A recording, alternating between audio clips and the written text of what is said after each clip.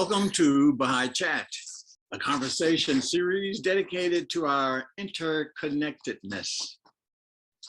It is an uplifting moment when we can turn our thoughts to spiritual ones and to spiritual ideals. Each weekly session is rooted in the Baha'i writings and the fundamental teachings of the oneness of God, the oneness of religion, and the oneness of humanity. And these are being led by individuals who are putting these principles into action. And action here is the operative word. The single most fundamental teachings of the Baha'i faith is the oneness of God, the oneness of religion, and the oneness of mankind. This is the day in which God's most excellent promise, as testified to in every holy book, can be revealed. This overarching principle could be said to be the very purpose for mankind presently. Today's guest, and we are very happy to have him with us, is Michael O'Neill. Michael is the founder of the parent university and now serves as executive director of the Community United Services, which is the entity that manages Parent University program. Michael has been the chief steward of the grassroots community-based program since the inception in Savannah in 1999. Currently, Michael is facilitating a Parent University session in Pensacola, and he's done this throughout places in the United States since its inception. And we just actually pulled him away from that. We had pictures. I'm sorry you couldn't see them. He was busy talking to people. There were lots of people around being very, very interactive, and it was wonderful to see. So if you want more information about Parent University, and we'll say this again, you can go to parentuniversitysav.org. Michael, my brother, we are very happy to have you here with us and coming to us from Pensacola. Thank so you. How is it going there, Michael? How are things going there?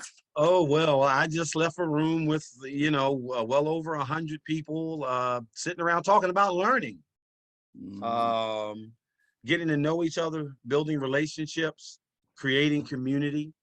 And we're realizing how all these things tie together, for meaningful social change. What we're doing, we just finished up a parent university session in one of the cities around the country that we're now doing it. Wonderful, wonderful, wonderful. Well, our goal today is to hear all about this wonderful program that's been in existence now for a couple of decades, and really how it's impacting our communities. We know there are a number of social issues that are going along now, and it seems like the family is the foundation of all of that. So we'd love to hear how you see Parent University interacting with these social issues and how it's going so far. I'm happy to be here, Charles. You and I have known each other for a little while now. And I actually knew you even before Parent University started because, I had no intention of starting Parent University. Just for the audience, want them to know that, I was an electrician working in a paper mill. I had the opportunity to bring parents just like myself into an environment that made us better at what we were trying to do.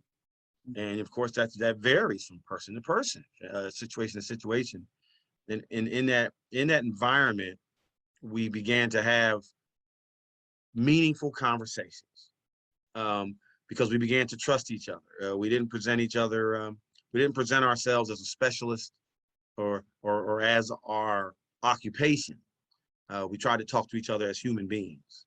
And over time, we came to be in a place where we could actually share take those next level intimate moments with each other and could really talk about things that spoke to our vulnerabilities.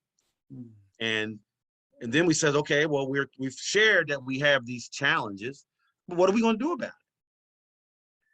and my bias has been, as I said, I worked around electricity, and if you work with electricity, you come to the realization very quickly that you need to know what you're doing, or you have a very short career, and that's a joke for the electrical people out there. But many of it was not difficult for us to realize that maybe our parenting job was more important than any occupation that we had. And if we needed to be knowledgeable in our occupation and our, then maybe the same principle holds true for the parenting job that we're doing, since in fact, it is the foundation of the next generation, or it is such an integral part in that foundation. So maybe not knowing what we're doing is more serious than we take it. And frankly, people understood the seriousness, but they just didn't know, well, what can we do about it? How do we learn to be better parents? Because most people had serious problems about talking to people about their shortcomings, what could be perceived as shortcomings in parenting. And so the conversation evolved into, what would a parenting structure look like? And back in 1999, all those people, we were able to create a space that they were comfortable to come and learn. And it was new, and the approach was new. I should say that an important factor in our approach is that we had no money. I want to say again, no money. And so, other than, I had a couple dollars, but that was that was about all we had, and maybe some people would chip in, but literally we had no money by the standards of, kind of social endeavors, and so we had to lean on each other, and as a result, we became relationship based. And what seemed like a disadvantage at the time has turned into maybe the biggest advantage we've ever had, is that we never focused on the resources first. We focused on, how do we reinforce relationships and come to a place where we could depend on each other, and that being the primary resource. And as a result, Parent University evolved into what it has today. Wow. It's interesting that you're talking about, it sounds like community-based, getting to know each other, what are your personal needs? These are the kind of things that you don't often hear associated with the university level, even with the title. And then parents, the concept of parents being integral in this establishment. I mean, what is that? What do you see as, what's the foundation of that idea? Well, I was in a situation, we were in a situation where the relationship between parents and schools was not good. In some places it's static, and people have become accustomed to it, and so they just ride with the status quo. But in other places, like what we were enjoying at that time, or enjoying, I say that laughingly, what we were experiencing was actual adversarialism between families and institutions of education, to the point where there was actually talk about boycotting schools for various reasons that we don't have time to go into all that. But let's just say some teacher said something to a student. The teacher happened to look one way, the student looked another. Some parent heard that. The parent did not appreciate that. The next thing you know, you've got the Ministerial Alliance calling for a boycott because of the behavior of some teachers, and that becoming the 6 o'clock news. That's what everyone's talking about when you're talking about education, is how the grown-ups are arguing. So we used that energy to create bridges. And those bridges were created by calling people together in small groups and having meaningful conversations about solutions to the problem. What would we support as the solutions? And that arc, that trajectory, that exercise, those exercises created the mechanism for reflection. that ultimately ended up becoming what we called Parent University. And that's the name that we chose. And I can say more about that, but it's just the name, because what's really important is the relationship base. And the parents happen to be comfortable with the name Parent University, and that's the name that we went with. Mm. So can you kind of lay out for us, like maybe like if you've chosen a certain area to make this offer to people, and I know you mentioned parents are very involved in that. I mean, kind of like what does that look like, and then how do you evolve from that, like in dealing with the community to get their input in that? You know, how did you guys do that? Well, once again, we were in a difficult situation, and Mhm. I happened to be known at that time as somewhat of an activist, and I wonder so some why people, they did that. I mean, I, well, a couple people came to me, and I offered the solutions that were comfortable to me, and I actually, Charles, I actually have a video which describes Parent University, and actually the mayor of Savannah actually has some words to say about the potency of the model.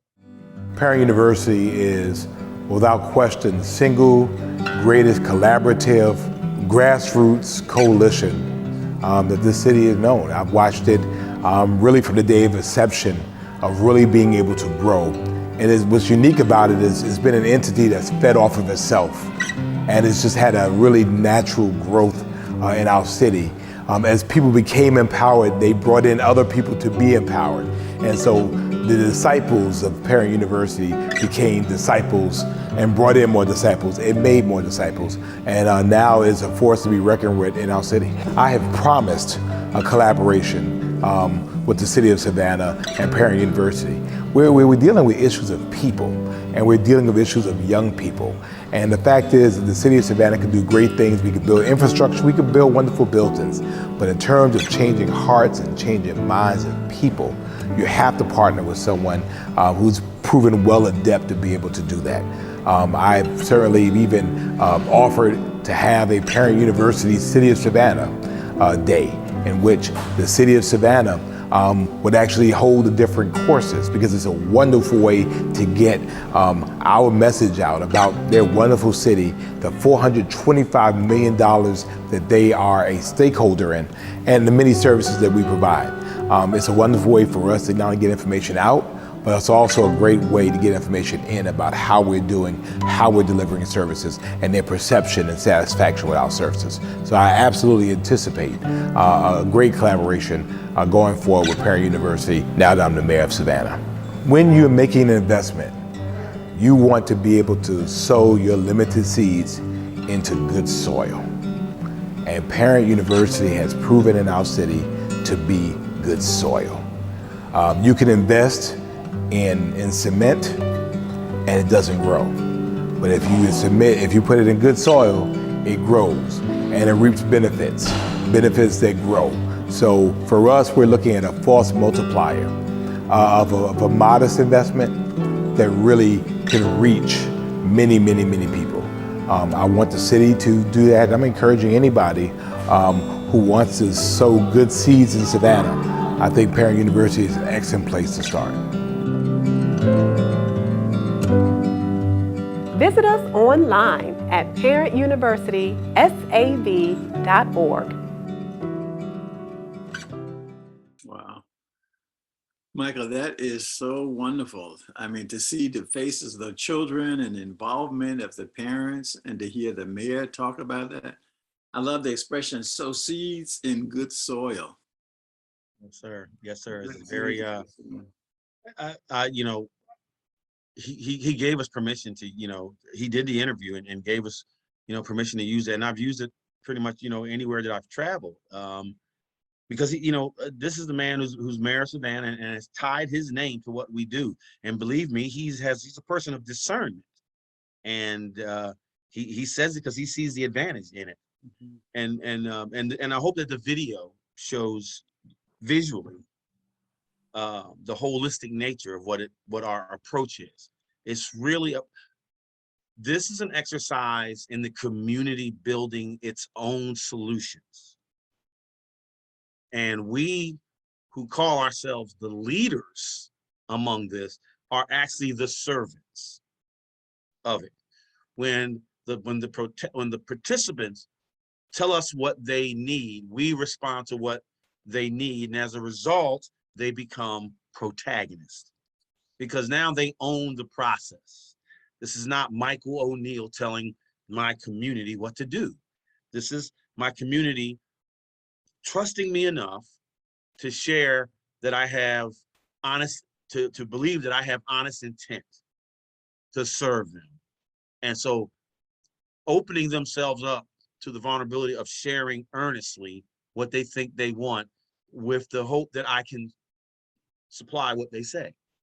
These are critical human interactions that don't exist in many things that we participate in.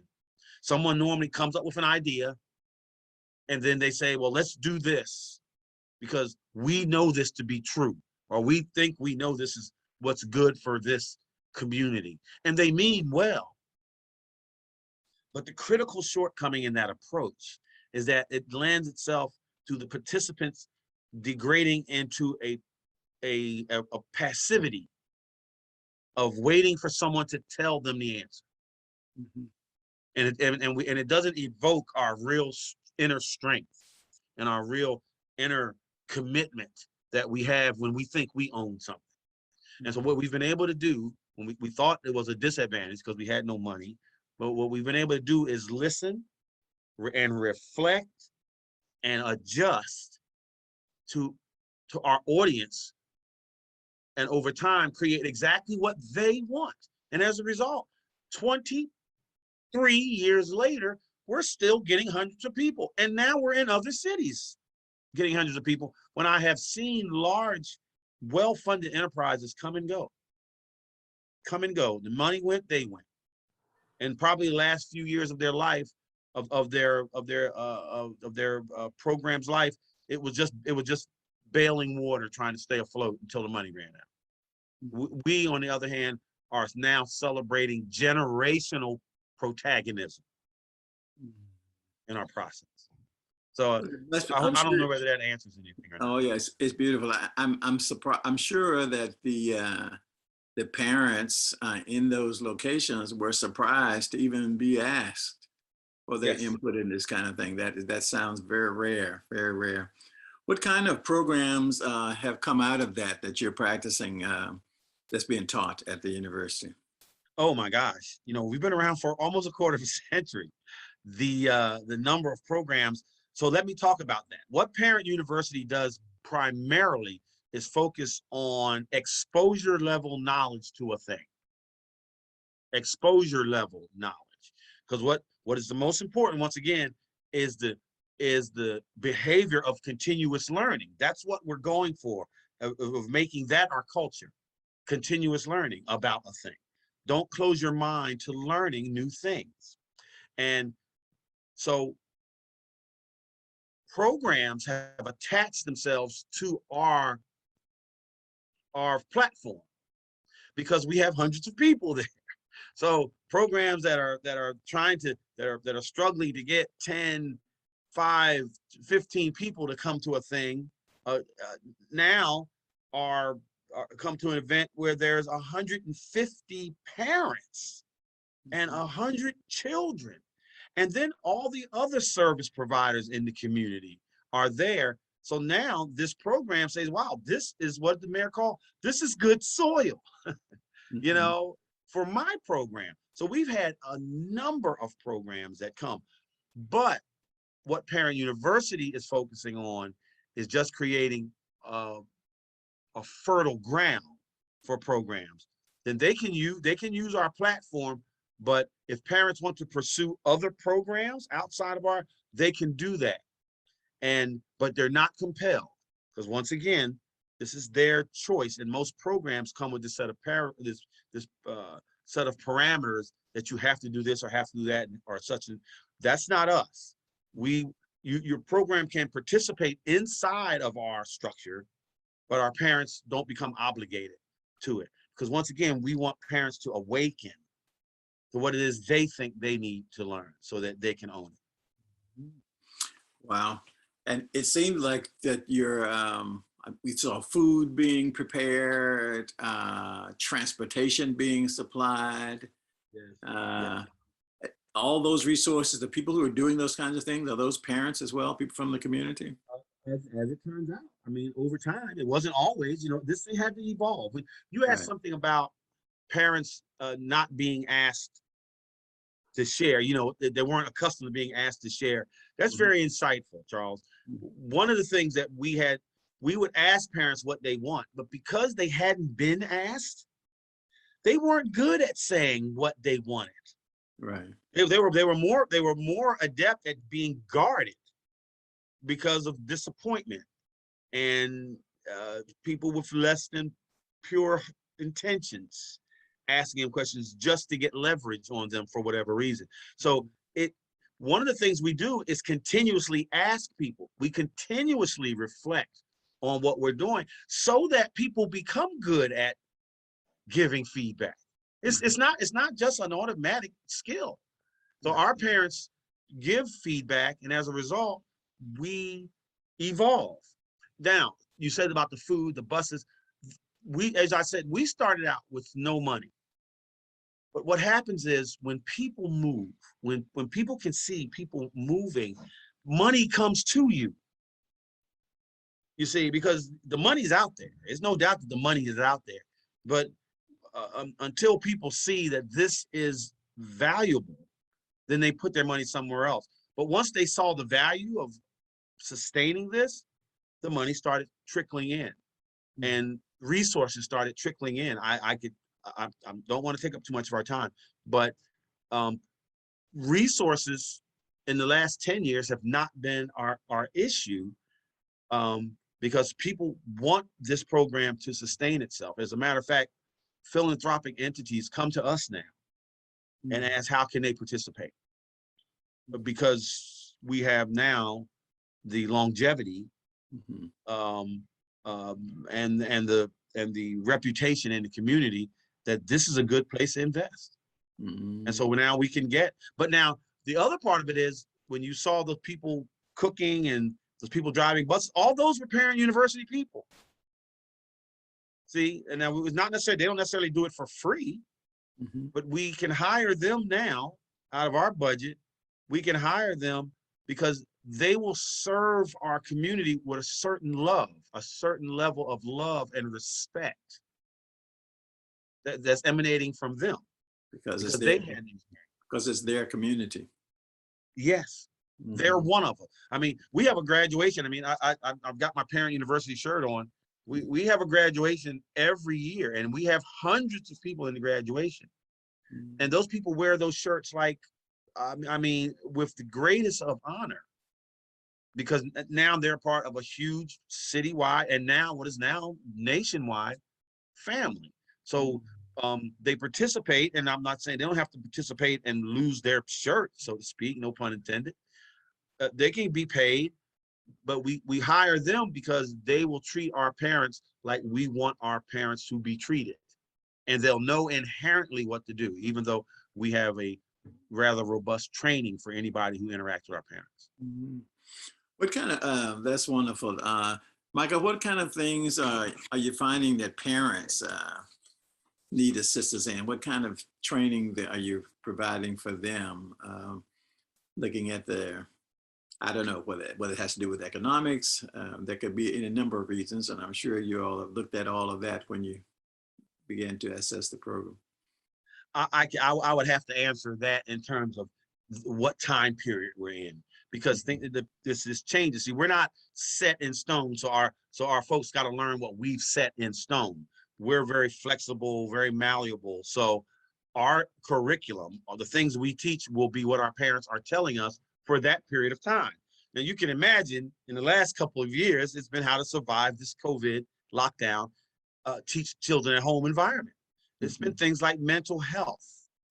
It's been things like, how do I teach my child?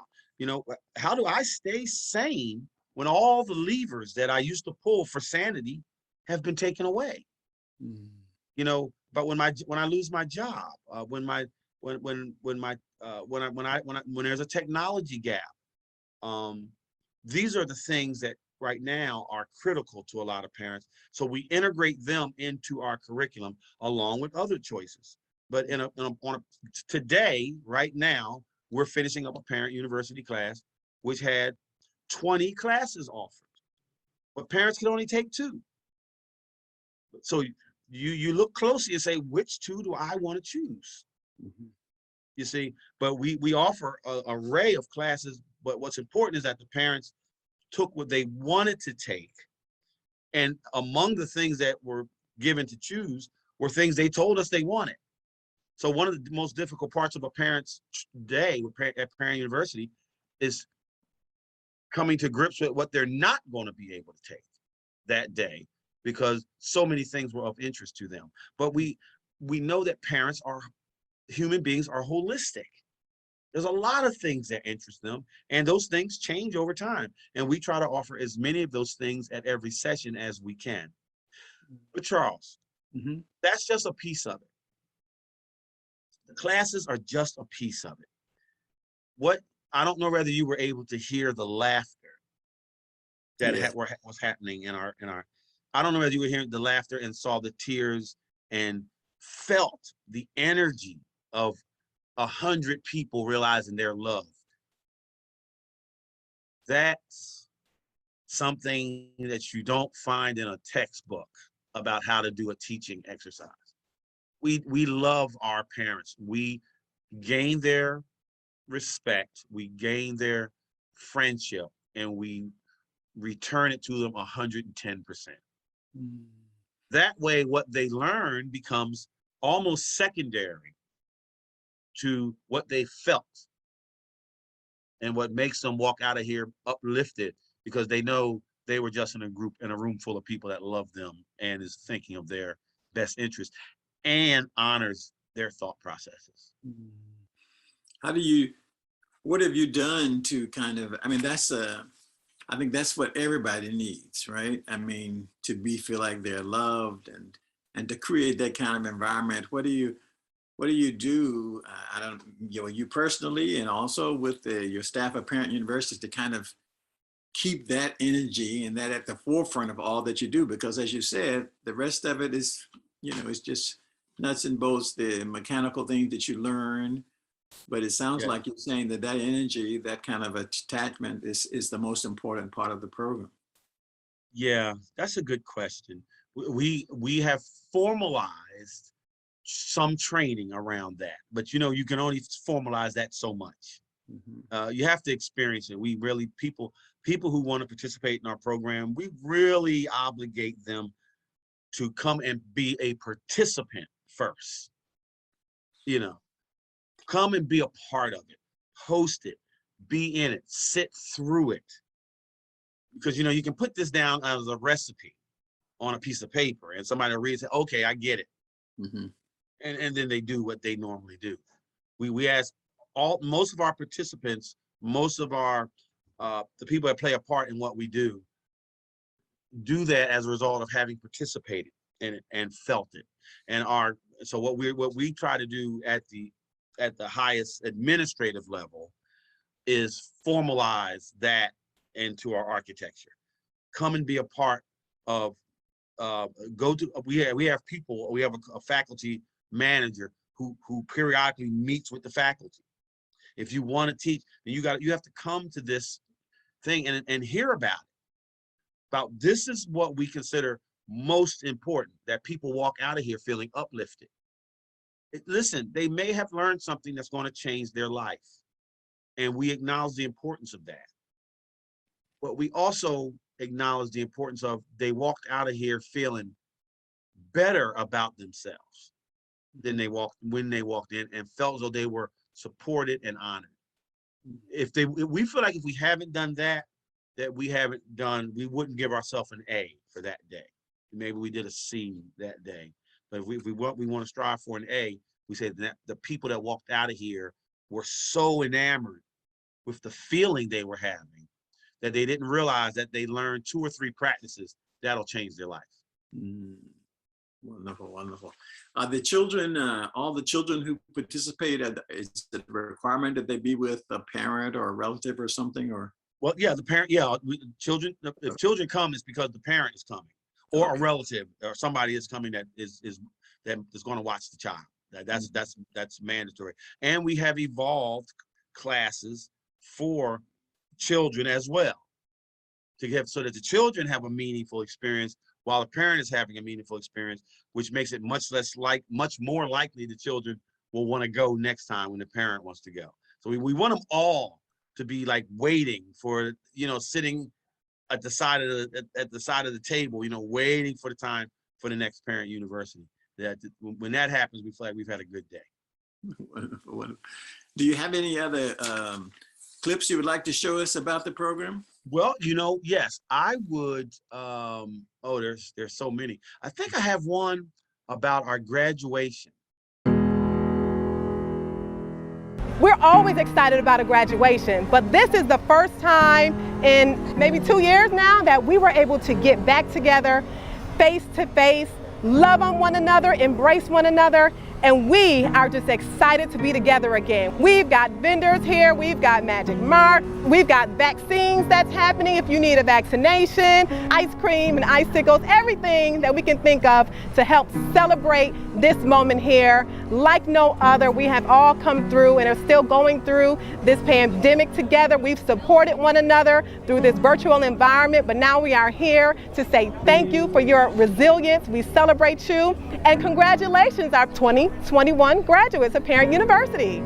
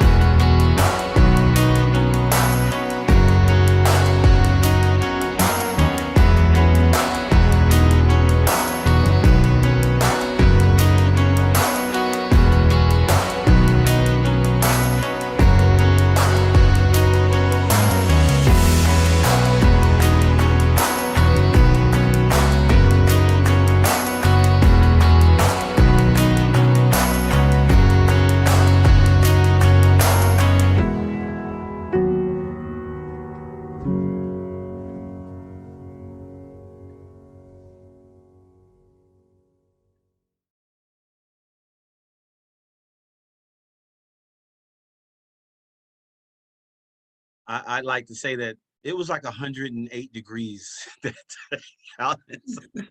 And these people, we were like halfway finished, and I said, "Are we done yet?" I'm like, "Who made this thing an hour and a half? It's hot out here." They come out in any kind of weather, because this is family, you see, and this is they wouldn't miss it. They wouldn't miss it for anything in the world. And there were people out there like the mayor, the police chief. You might have seen some of them. They were out there because we have created a culture of learning that is highly regarded in the community. Not only do we do this in Savannah, Georgia, but now we're doing this around the country.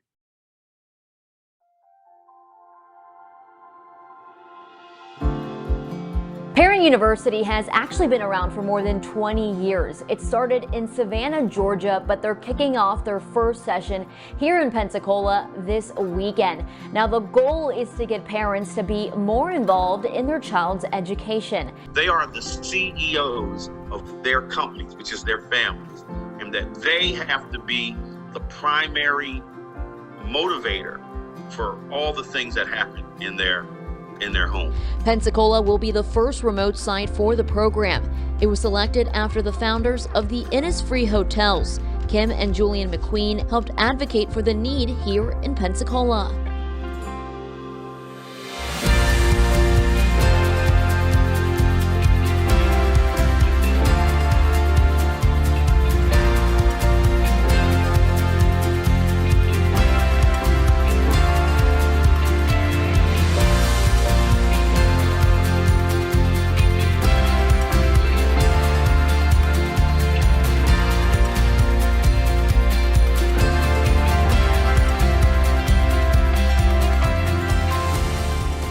You know, as I see and hear the sounds and the voices and the interactions happening in Pensacola, I have to think back of what it was like 23 years ago and our first events in Savannah.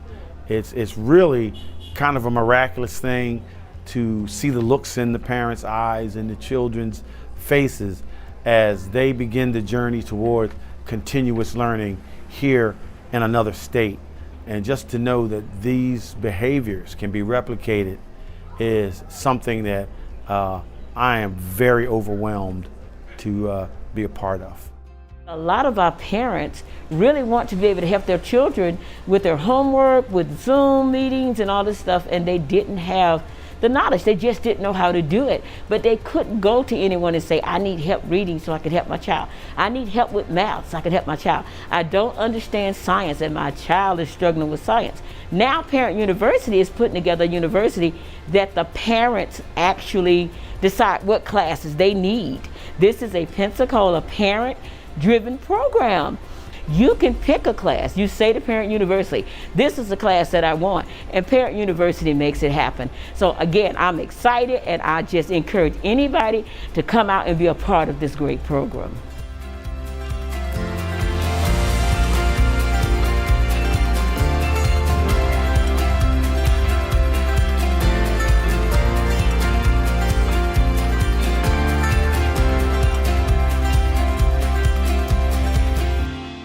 This is a process that started almost 2 years ago when Michael O'Neill and I were at a conference and he needed a ride to get back to a Parent University gathering in Savannah, and I said, I'll give you a ride. So we went there and he blew my mind. I saw the enlightenment, I saw what was going on there that was singular, and it was something that I knew that if I could possibly get Michael's attention to Pensacola, we could bring him here and expand this program and bring the same energy to Pensacola. The response has been phenomenal, from community members to leadership in the community. We know that there is a gap here, and we all believe that Parent University can fill that gap. Like most cities today, Pensacola has its share of problems, and the community has rallied to really want to be a part of a solution to those problems. Pensacola is filled with people who want to help and are looking for ways to do that. Parent University provides that opportunity, and we're talking from individuals up to leadership and down again. Having multiple locations where this experience is happening gives us the opportunity to really give our narrative to the rest of the nation. And so the Dixon experiment is very important for us, and we're just so happy to see that this is not just a local phenomenon, but one that can have impact around the country.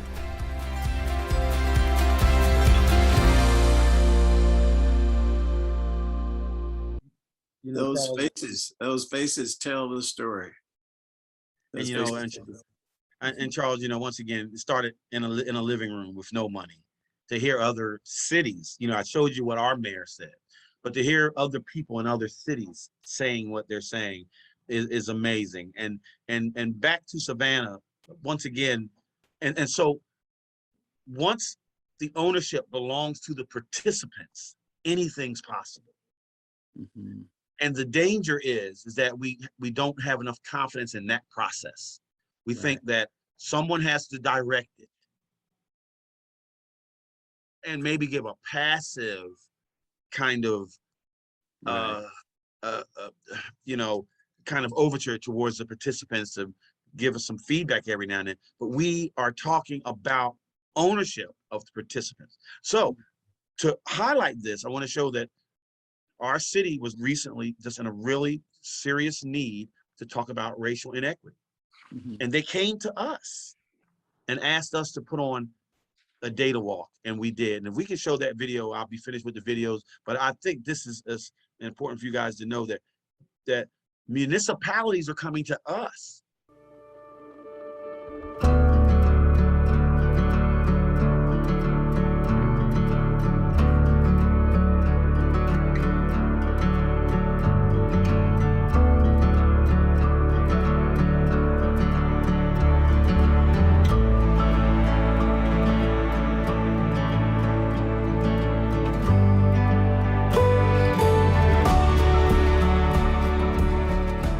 Years ago, we had an initiative called the Youth Futures Authority, and we were working in the community with children and their families who were having difficulties. And we had a conversation with Michael O'Neill about the benefits that an organization like Parent University could bring to the community. And we encouraged Michael and his committee to go forward and to create what has now become Parent University. That was 25 years ago. And it has grown, and it has become now a pillar of our community. So today, with our Data Walk Real Talk event, the Racial Equity and Leadership Task Force that was created by Mayor Van Johnson, we have brought together the grassroots citizens that participate in our community, and especially Parent University, to look at a set of data that we have collected over the last 11 months. And we will incorporate what we hear today in our final report, which we will submit to the mayor and council and to our community at the end of August.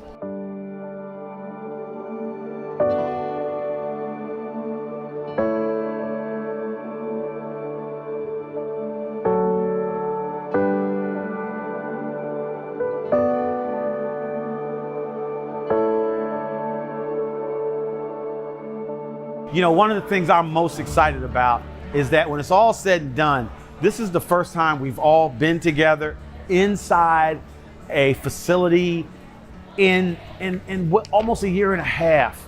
And it's hot outside. There's like 100 things happening in the community. And we're in here talking about issues associated with race.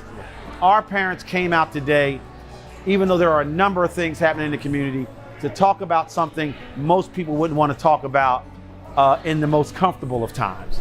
This is one of several reflection gatherings that we will have this year.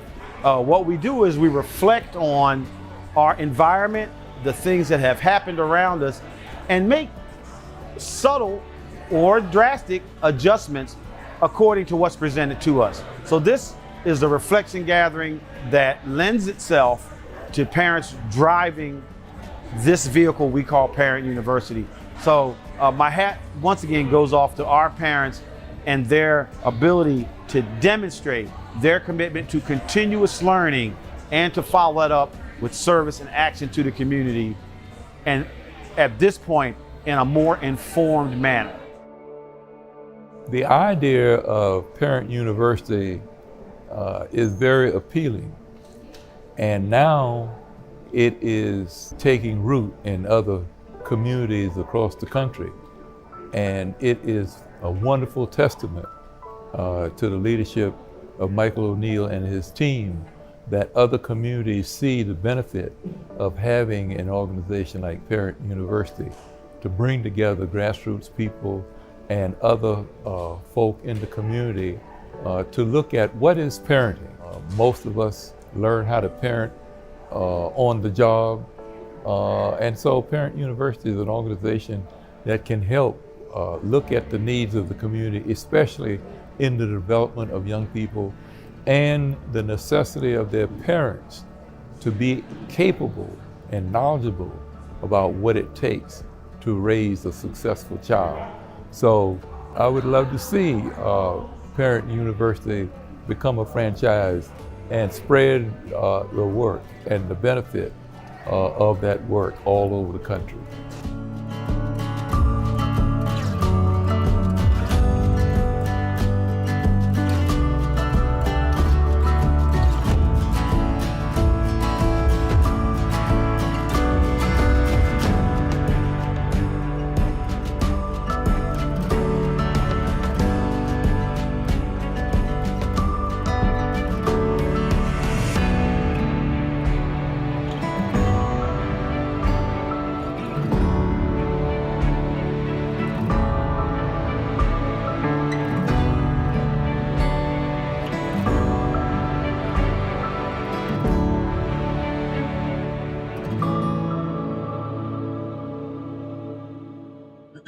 Michael, it's just looking at that, we first of all, we see the group is interracial in finding a solution, and we know that there are all kinds of disparities historically with education and that whole process. We're all familiar with that.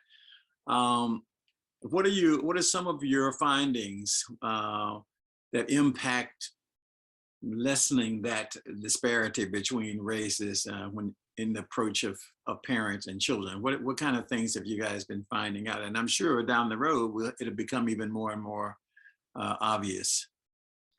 Well, what we're finding is what has been missing. One of the elements that have been missing is a space to have these conversations that is not based in conflict or contention, but based in assessing, taking honest assessments of the situation, and bringing facts and bringing discussable points to people. And it's also it's the practice in doing it. We're so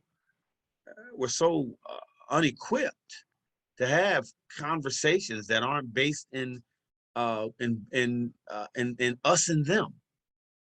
But when you can bring that group together, like you saw in that group, there's people, there's all kind of demographics there, because they're there because it's a safe place.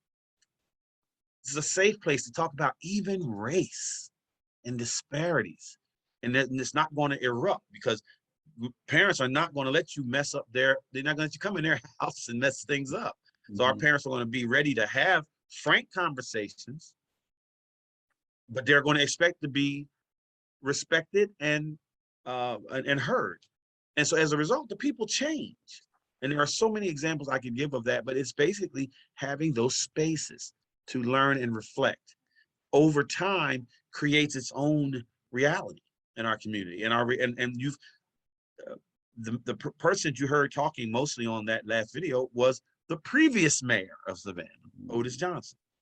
So these are not people that throw around accolades haphazardly. They can be quite critical of a thing. So if he says he thinks it's a powerful thing, and if he says the things he says, it's because he thinks so. So I'll just let what he said count for what it is, and we're just going to continue with the experiment and see what it yields. At this point, we're just putting on the experiment, and we'll let the narrative develop. And it's a greater narrative that's being developed. We have a lot of questions that people have asked and comments, and we want to get to some of those. There's someone who's asking also maybe about gun violence and education, if that's part of what the university is doing.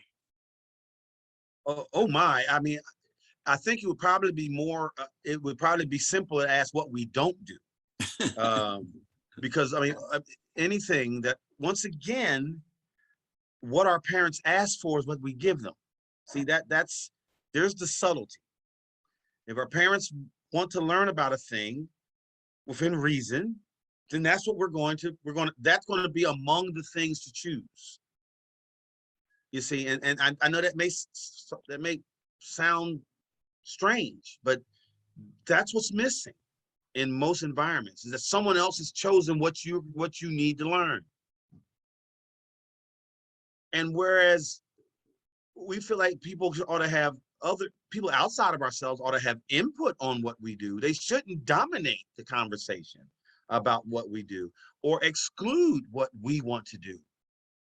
Because when that happens, then there's a part of us that resists that, and a part of us that is going to not give all of ourselves to it because it wasn't ours. But when you think it's ours, your energy is different. So gun violence, absolutely. Matter of fact, in one of the videos you saw, we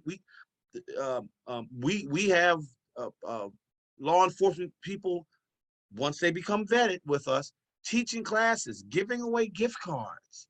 We put them in a place where they become the part of the parent university family. So there is no topic that we don't teach. And of course we're a collaboration. I think the mayor of Savannah said we were the greatest collaboration that the city has ever known, because everybody's in bounds. No one's out of bounds. Everybody's in bounds. It's just a matter of how do we integrate them into our sessions. It's because everyone's in bounds within reason. Right. Wonderful.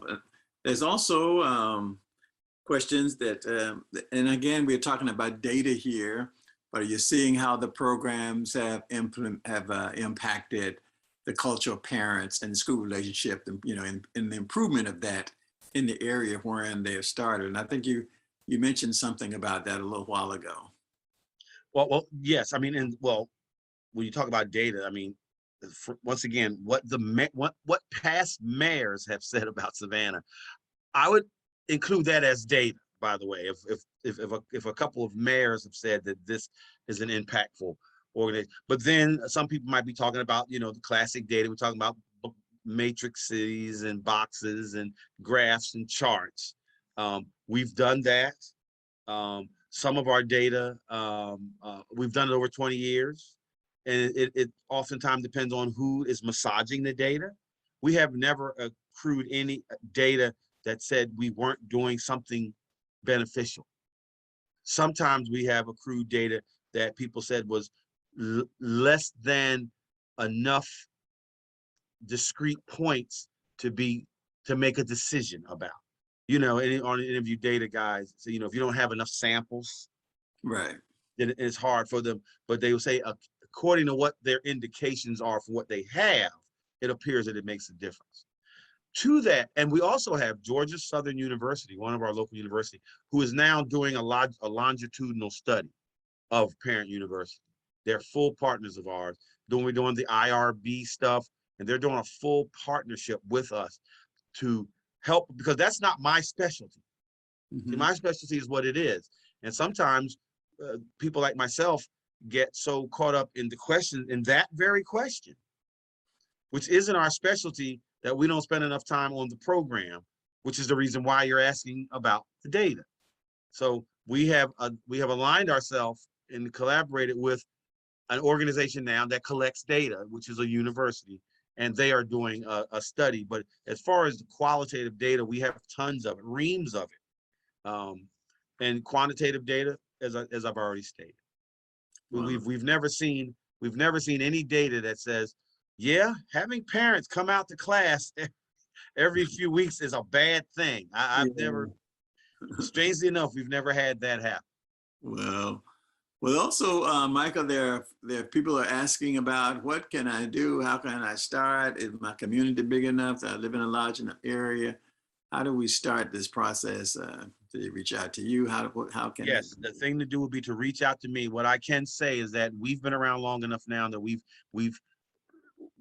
learned enough to foray out into the community. We are establishing parent universities in places like Chicago. Pensacola is full blown, but Chicago, Atlanta, other places now are coming online, and we do several levels of parent university. Not everything has to have 300 people. We can do it. We can do parent university activities that have 25 people, and we do that in Savannah. We do 60 activities a year, like 5 a month. Not all of them are the 300, 400. Some of them are with a church, with a faith-based organization. Some of them are with at a Head Start or community, and they're built for 30 parents, 20 parents, and their kids. So we have varying models of parent university. If you were to get in contact with me and you can get in contact with me at Parent University, SAV.org. Parent University, SAV, like the first three letters in Savannah.org. You can go to our website, and then you can always contact me. And when I saw the SAV the first time, I thought of the word save. Ah, thank you. Can we use that, Charles? We have to. It's, you're doing we it. have to pay. You're doing it. We also had with us Michael, someone who is on the Navajo Nation, and she was saying how marvelous this program is, and she would love to talk about possibilities there as well. We would love to. I think we feel like that would fit with the heart of a community like that. That's exactly as with our brothers and sisters in the nation. We feel like Parent University resonates with their spirit, and we would love to be a part of engaging that community and creating its own sources of success and sources of understanding the innate value of everything that is theirs, and putting it into a learning environment. We'd love to do that, and please let's initiate a conversation. Great. Do you have, I don't know if it's too early or not, but do you have children who were younger who participated in the program and now they're older and involved in some way, or you can get a feel of what it meant to them and their development? We've been around for a quarter of a century. We have children and their children. Now we have had sessions with four generations in them. The great grandmom, the grandmom, the mom, and the child. Wow.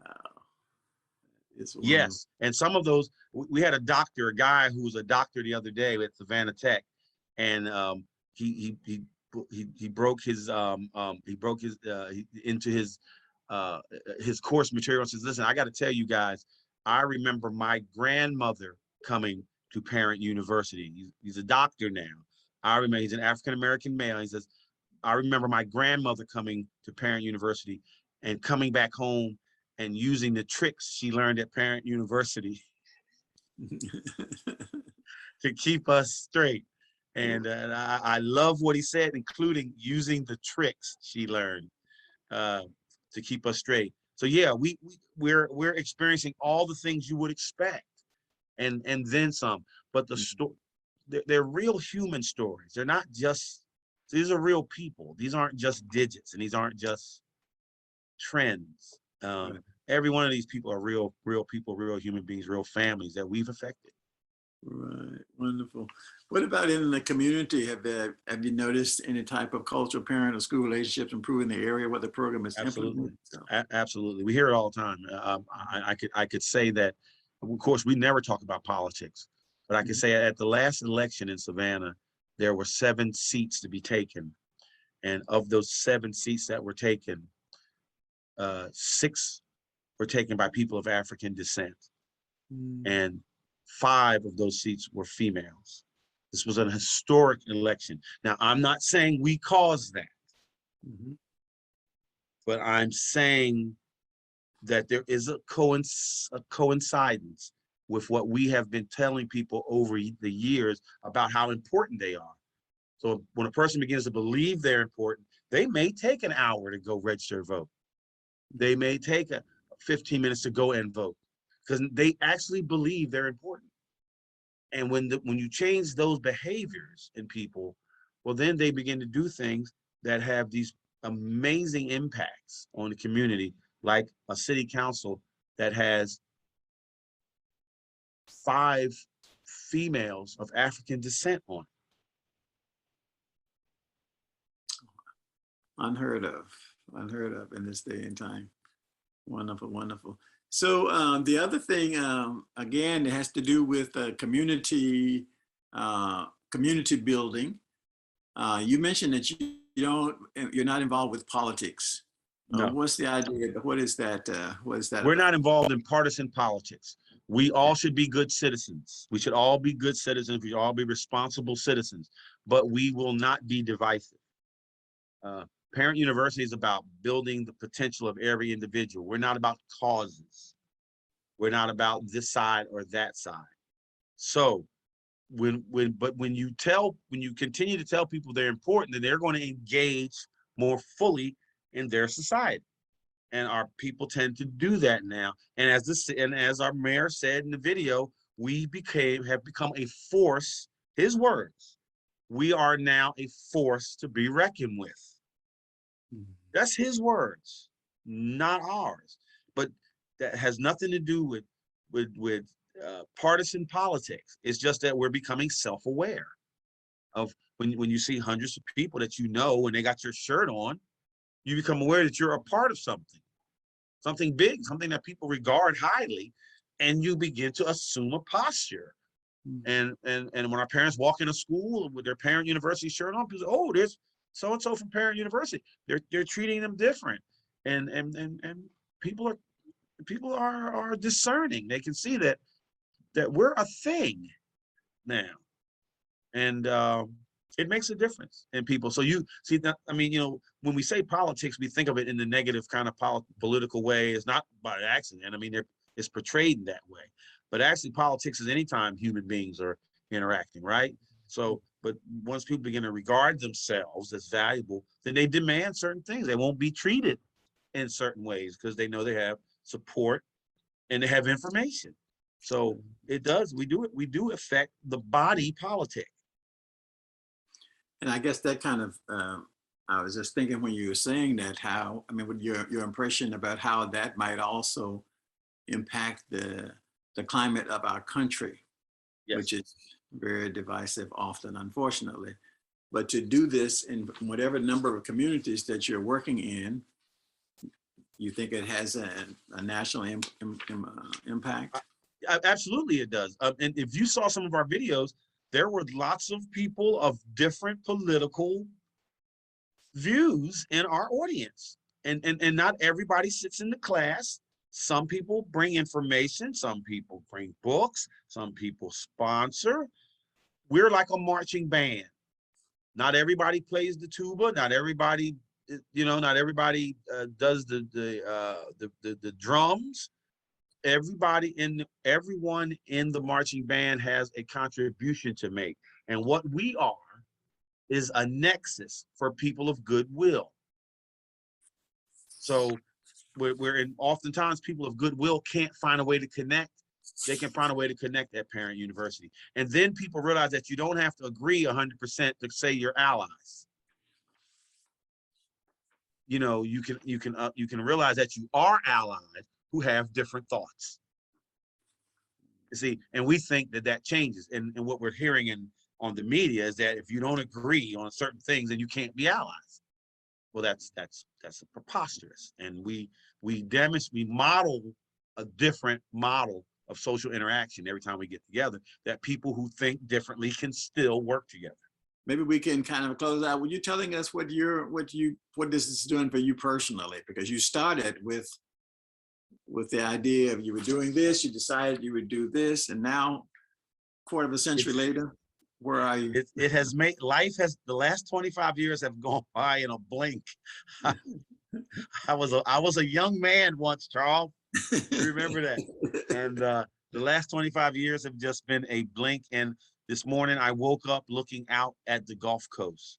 I remember starting this and working as an electrician. And this morning I woke up looking out at the Gulf Coast, out of an apartment in another city in another state. And it has just been miraculous. And I believe that it's only just begun. And I am personally humbled and thankful that I was somehow chosen to play a part in this journey. And I couldn't be more happy with what I've been given as a charge in life. Wonderful, wonderful. You have our support and our prayers for all of your efforts. And we're glad to have it showcased here this afternoon. People who came were very, very interested and they're excited. They want to know more and how they can get involved. So we want to, Michael, really thank you again for coming and doing this. There are a lot of folks here who did not know about it, obviously, and they They're happy with the information that you share. Thank y'all. It's a pleasure, and we'll see you soon.